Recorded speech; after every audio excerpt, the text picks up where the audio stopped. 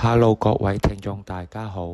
聽日7月8號星期三跑馬地，咁呢跑馬仔呢就有3場心水呢提供俾大家嘅。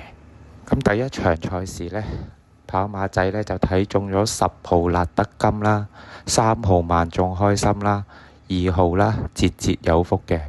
咁辣德金呢就排喺7檔嘅出發，咁呢有放前嘅能力啦，上場呢仲跑入位置添，亦都係呢贏過呢同場嘅賽事。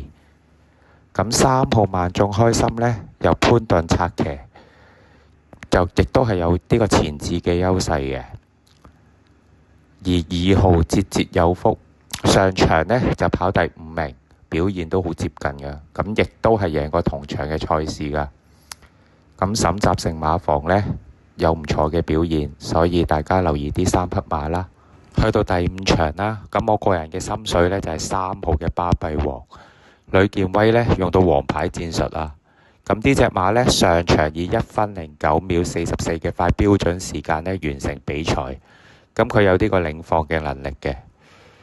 如無意外，如果隻馬表現正常呢，好有機會入到3甲，甚至乎贏出賽事。咁去到第7場，咁我呢就有2隻嘅心水，就係2號嘅年年幸運同埋1號嘅燭光晚餐。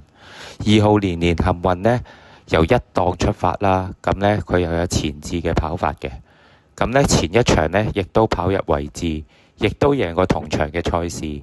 咁休息咗咁耐啦，個表現係值得期待嘅。咁呢1號燭光晚餐呢就排喺7檔出發，亦都係有呢個領放嘅跑法㗎。上場呢跑過第3，亦都贏過同場賽事。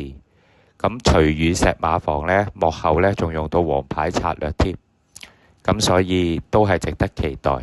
咁以上呢就係跑馬仔聽日嘅心水啦。